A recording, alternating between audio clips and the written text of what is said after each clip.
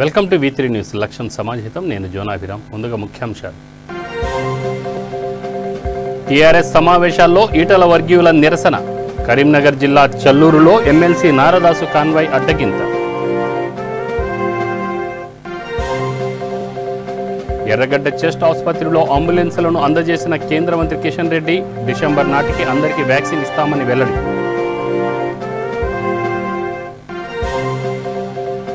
Metro రైలు తనిఖీ చేసిన CS Somesh Kumar. Metro రైలు service ఏర్పాట్లు, కోవిడ్-19 ప్రోటోకాల్ను పరిశీలన.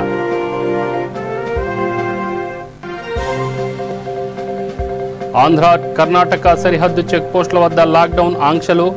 ఆంధ్ర వాహనాలను నిలిపివేస్తున్న కర్ణాటక పోలీసులు.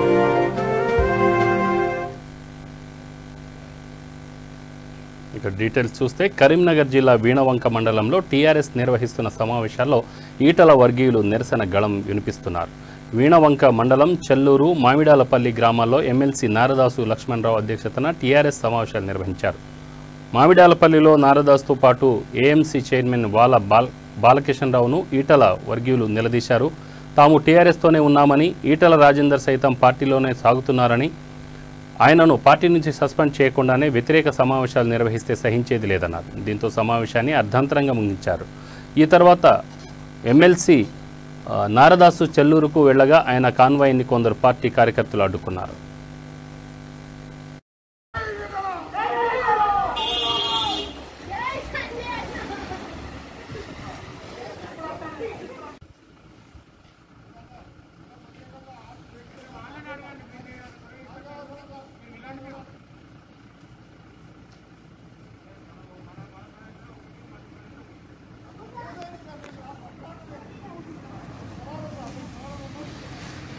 మీరు మీటింగ్ పెట్టుకున్నారు సార్, మాకు కొంచెమైనా ఇంటిమేషన్ ఇవ్వాలి కదా సార్.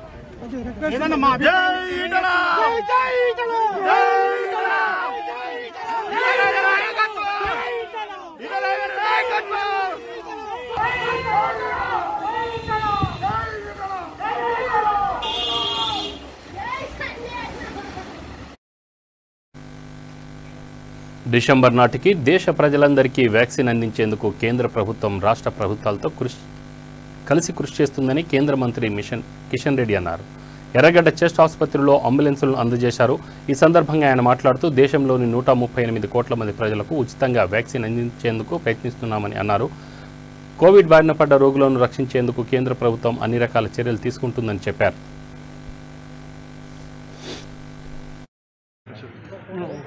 ఆసుపత్రులలో మౌలిక వసతులు పెంచేందుకు కేంద్ర రాష్ట్ర ప్రభుత్వాలు ప్రయత్నం చేస్తూ ఉన్నాం. ప్రధానంగా కేంద్ర ప్రభుత్వం తరఫున తెలంగాణలోని అన్ని ప్రభుత్వ ఆసుపత్రులలో వెంటిలేటర్స్ ఇచ్చేటువంటి కార్యక్రమం PM కేర్స్ ద్వారా కొనసాగించాము. అదేవిధంగా ఆక్సిజన్ సంబంధించి గాలి ద్వారా ఆక్సిజన్ ఉత్పత్తి చేసేటువంటి ఆక్సిజన్ ప్లాంట్లను కూడా PM కేర్స్ ద్వారా నరేంద్ర మోడీ గారు తెలంగాణ రాష్ట్రంలోని సుమారు 19 ప్రభుత్వ ఆసుపత్రులలో ఆక్సిజన్ ప్లాంట్లకు మొదటి దశలో మంజూరు చేసి ఈరోజు అవన్నీ కూడా మరి ఏర్పాటు చేసే ప్రక్రియ ప్రారంభమైంది. గాంధీ ఆసుపత్రిలో 2 ప్లాంట్లు ఇప్పటికే మరి అమర్చారు. అవి ఉత్పత్తి కూడా ఆక్సిజన్ ఉత్పత్తి కూడా 93% ప్యూరిటీతో ఆక్సిజన్ ఉత్పత్తి కూడా జరుగుతూ ఉంది.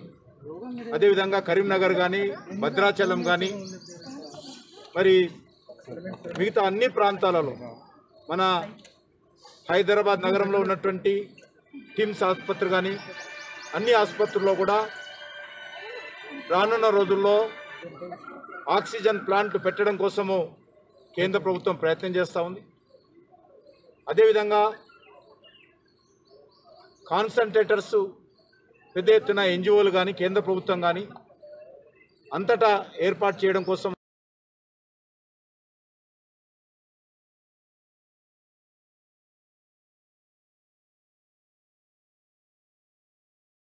అవి కూడా అందుబాటులో ఉండే విధంగా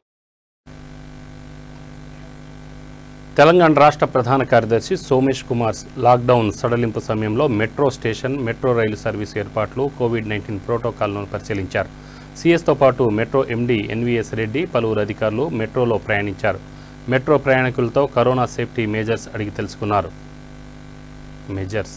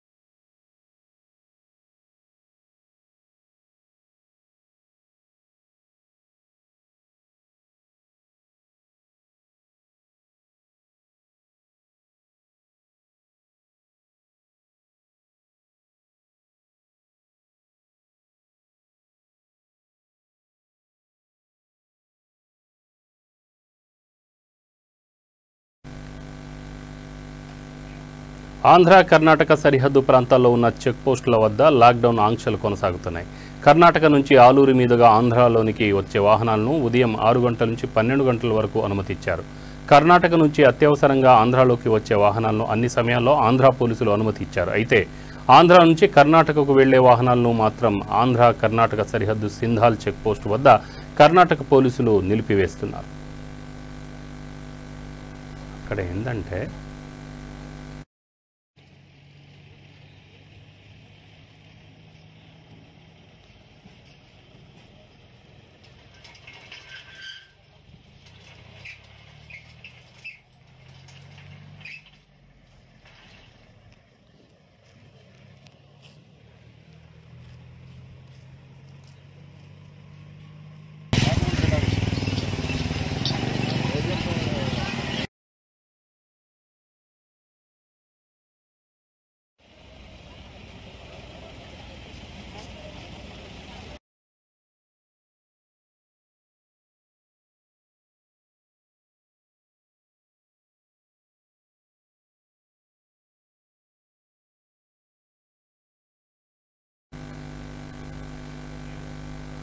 నూట 41వ డివిజన్ పరిధిలోని MLA Mynampally Hanumantharao box drain పనులను కార్పొరేటర్ మేకల సునీతారాం యాదవ్తో కలిసి ప్రారంభించారు. కార్యక్రమంలో కార్పొరేటర్లు ప్రేమ్ కుమార్, పరశురాం రెడ్డి, శ్రీనివాస్, సతీష్ కుమార్, రాము యాదవ్, నిరంజన్, టీఆర్ఎస్ పార్టీ నాయకులు తదితరులు పాల్గొన్నారు.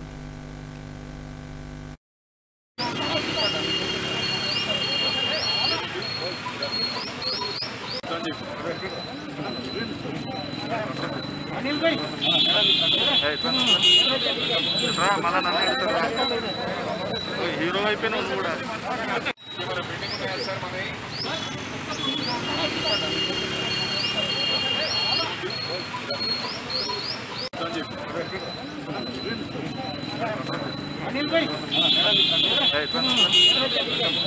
మళ్ళా నన్ను హీరో అయిపోయినా కూడా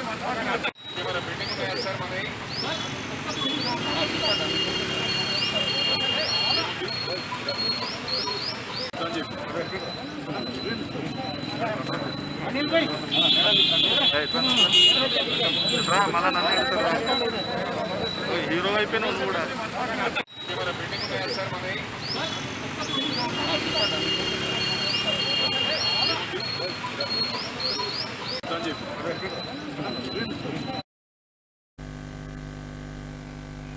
హైదరాబాద్ నగరంలోని సంతోష్ నగర్లో పోలీసులు తనిఖీలు చేపట్టారు. లాక్డౌన్ నిబంధనలు అతిక్రమించి రోడ్లపైకి వచ్చిన వాహనాలపై కేసులు నమోదు చేసి వాహనాలను సీజ్ చేశారు. ప్రధాన రహదారిపై లాక్డౌన్ సడలింపు సమయం ముగిసినా కూడా ఎలాంటి అనుమతులు లేకుండా ఇష్టానుసారంగా రోడ్లపైకి వచ్చిన వాహనాలను ఆపి వారి వివరాలను అడిగి తెలుసుకున్నారు.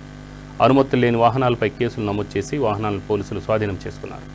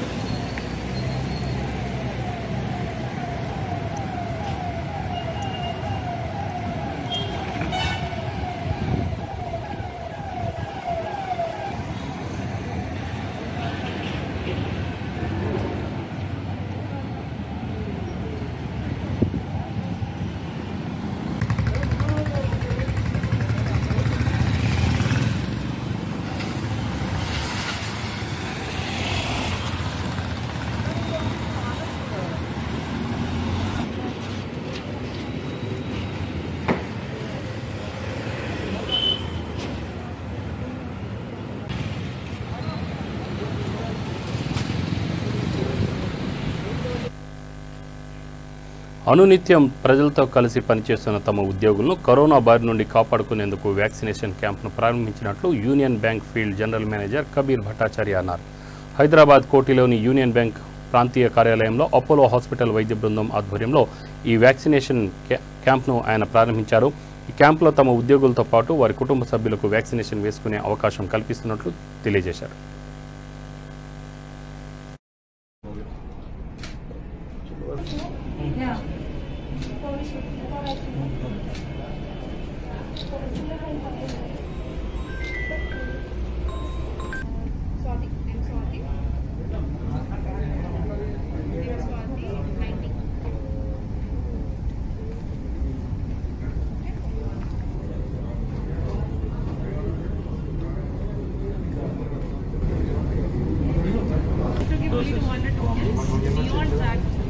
ఇంకా మనవి నడుస్తున్నాయి 91 I just entered yours and మీరు మూడు అడిగారు కదా యోర్ సార్కి టోకెన్స్ ఇచ్చేస్తారా 75.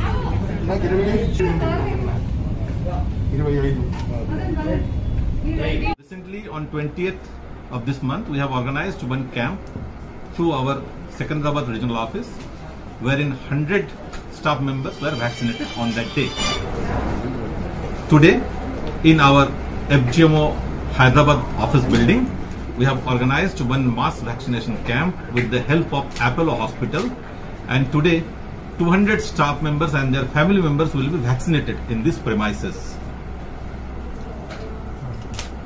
Our thanks to Apollo Hospital for organizing and helping us and supporting us in our mass vaccination. Our team is in touch with different hospitals for organizing similar type of mass vaccination camps in coming days to complete vaccination of all the staff members and family members of Hyderabad Zoo. Thank you.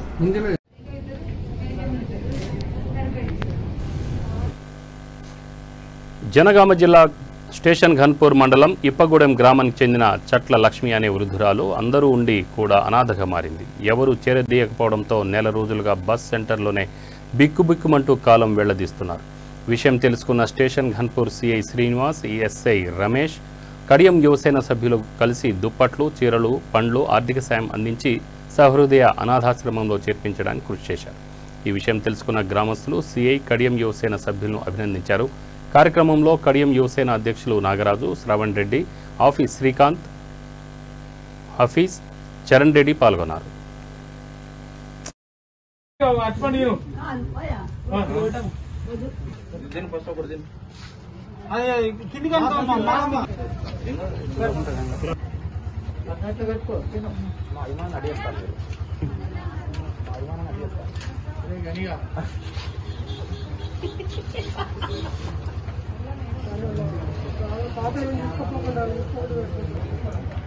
వాళ్ళు ఏమో రాకపోతే మనం basic పంపిస్తాం. వాళ్ళే కదా sir late అవుతుంది.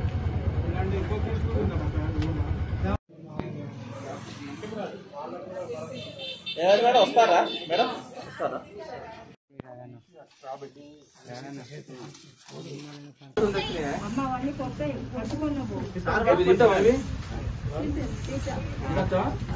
దంగేడి ఉన్నాయా మరి ఏమైనా దొంగని ఉన్నాయా?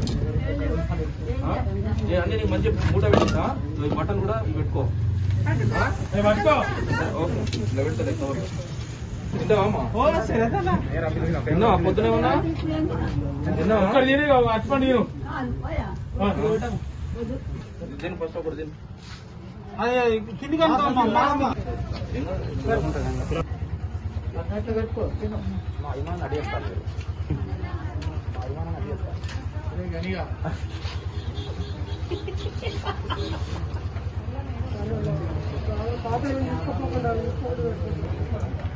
వాళ్ళు ఏమో రాకపోతే మనం బేసిక్ పంపిస్తాం. వాళ్ళే కదా సార్ లేట్ అవుతుంది.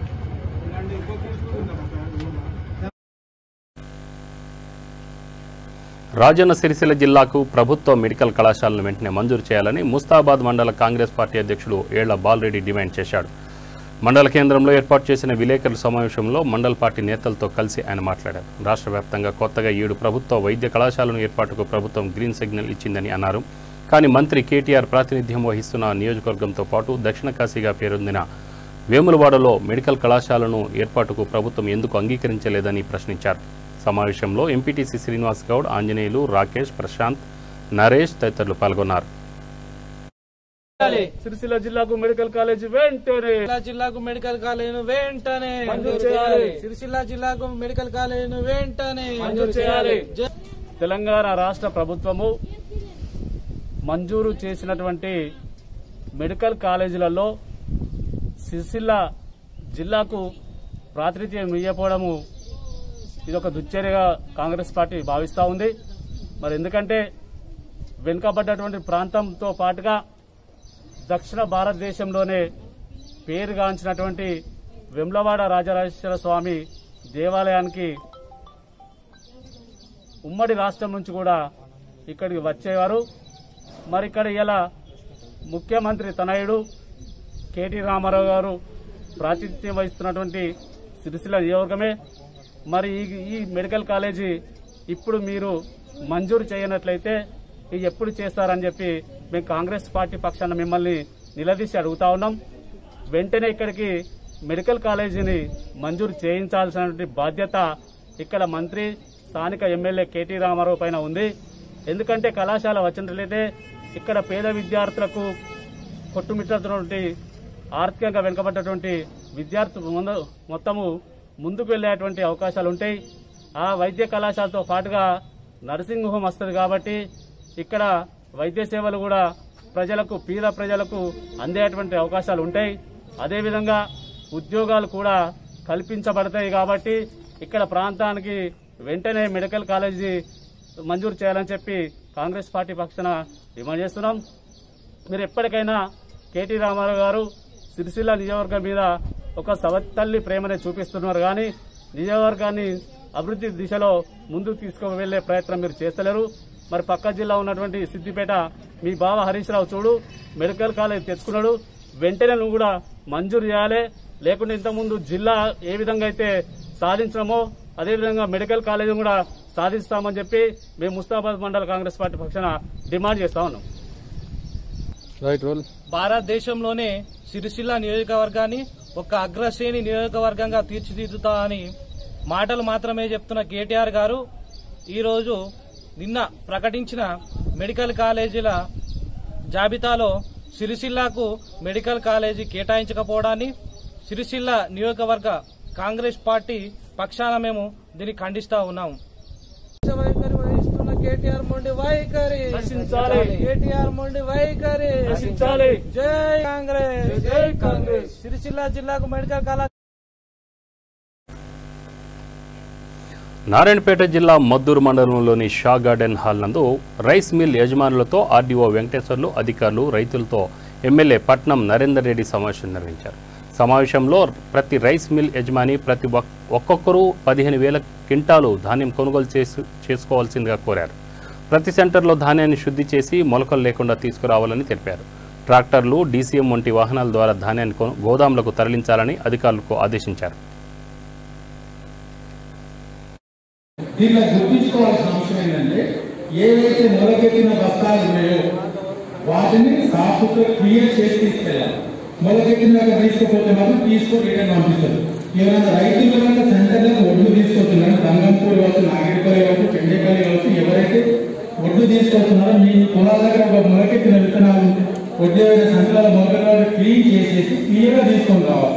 ఇది బాగా గుర్తించుకోవాలి. మళ్ళీ చూసుకొచ్చిన తర్వాత మా మొలకెత్తిపోయినాయి, అట్లా పోయినాయి, మాకు తీసుకోలేదనే సంకేతాలు రావడంతో కంప్లీట్గా ఇక్కడ అందరి సమక్షంలో చెప్తున్నా అటువంటి మాత్రం రిజెక్ట్ చేస్తాం. మరి దీనిపైన ప్రతి ఒక్క దృష్టి పెట్టి వచ్చే 4-5 రోజుల్లో, వారం రోజుల లోపల ఇదంతా క్లియరెన్స్ అయిపోవాలి. ఒకవేళ మళ్ళీ మిగిలితే మేము ఎమ్మెల్యే గారి దృష్టికి తీసుకోవాలి. తక్కువ పెట్టి దానికి మళ్ళీ ఏం చేస్తారని పెద్దల ఆర్డర్, అదొకటి ఆర్డర్ ఇవ్వండి. ఏంటంటే వాళ్ళకు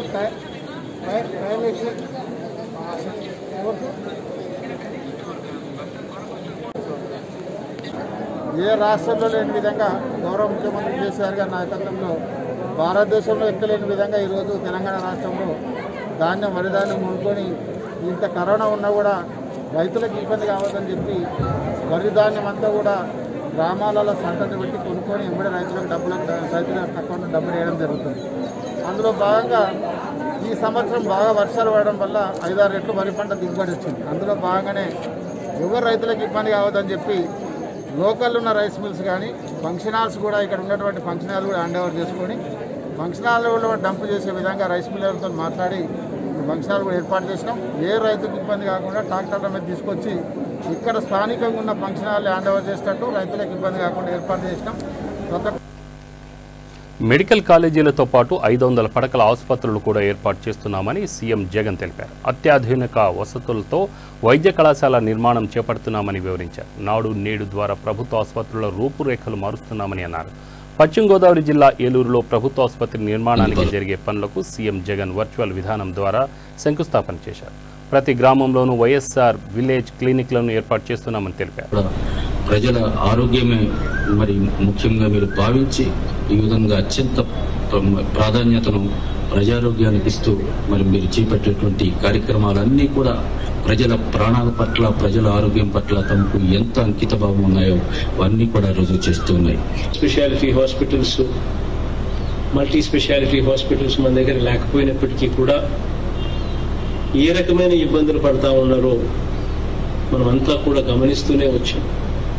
ఆ పరిస్థితులు మార్చేందుకు ఈరోజు ప్రతి పార్లమెంట్ పరిధిలోనూ ఒక టీచింగ్ మెడికల్ కాలేజీను ఏర్పాటు చేయడం, దాంతోపాటు నర్సింగ్ కాలేజీని కూడా తీసుకుని రావడం, వీటి అన్నిటి ద్వారా అక్కడే ఒక మంచి మల్టీ స్పెషాలిటీ హాస్పిటల్, టీచింగ్ కాలేజీకు అనుసంధానంగా ఒక మంచి మల్టీ స్పెషాలిటీ హాస్పిటల్ కూడా అందుబాటులోకి ఆటోమేటిక్లీ ఉంటుంది. కాబట్టి అవతరించిన నాటి నుంచి ఇవరకు మన రాష్ట్రంలో ఎన్ని మెడికల్ కాలేజీలు ఉన్నాయి అని చెప్పి ఒకసారి గమనించినట్లయితే మన రాష్ట్రంలో ప్రభుత్వ రంగంలో కేవలం 11 మెడికల్ కాలేజీలు మాత్రమే ఉన్న పరిస్థితి నుంచి ఈరోజు రాష్ట్రంలో ఏకంగా 16 కొత్త మెడికల్ కాలేజీ, మెడికల్ కాలేజీలను, నర్సింగ్ కాలేజీలను ఈరోజు ఏర్పాటు చేయగలిగే పరిస్థితిలోకి ఈరోజు మనం పోతా ఉన్నాము అని అంటే దేవుడి దయతో ఇంత గొప్ప అవకాశం దేవుడు ఇచ్చినందుకు చాలా సంతోషంగా ఈ కార్యక్రమానికి శ్రీకారం చుడతా ఉన్నాం.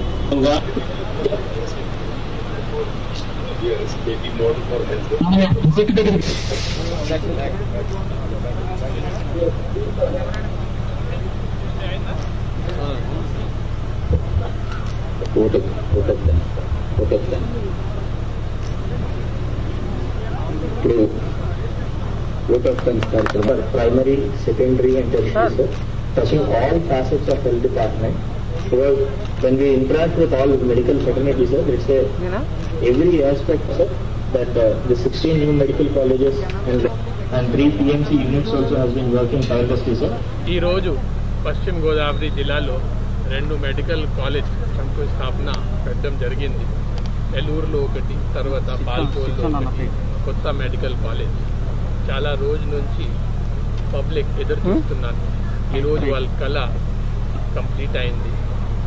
ఏలూరు డిస్ట్రిక్ట్ హాస్పిటల్లో 13 ఎకరాలు 14 లక్షల ఎస్ఎఫ్టీతో మన కొత్త మెడికల్ కాలేజ్ శంకుస్థాపన ఈరోజు గౌరవనీయులు ముఖ్యమంత్రి గారి ద్వారా ఓపెనింగ్ చేయడం జరిగింది.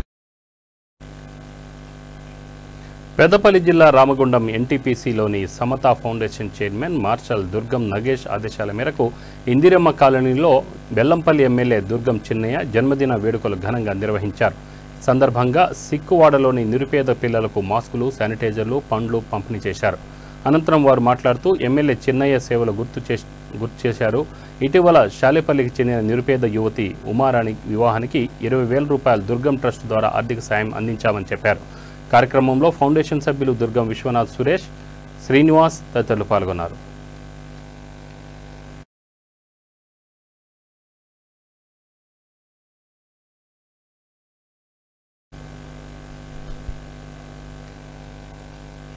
బులెటిన్ ముగించే ముందు ముఖ్యాంశాలు మరొకసారి.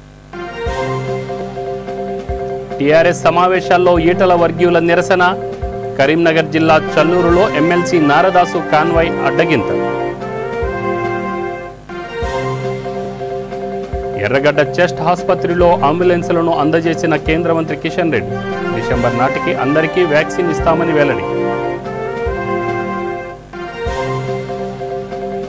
మెట్రో రైలు తనిఖీ చేసిన సీఎస్ సోమేష్ కుమార్. మెట్రో రైలు సర్వీస్ ఏర్పాట్లు, కోవిడ్-19 ప్రోటోకాల్లను పరిశీలన. ఆంధ్ర కర్ణాటక సరిహద్దు చెక్ పోస్టుల వద్ద లాక్డౌన్ ఆంక్షలు. ఆంధ్ర వాహనాలను నిలిపివేస్తున్న కర్ణాటక పోలీసులు. ఇవి బులెటిన్ వివరాలు. Stay tune V3 news. లక్ష్యం సమాజహితం. నమస్తే.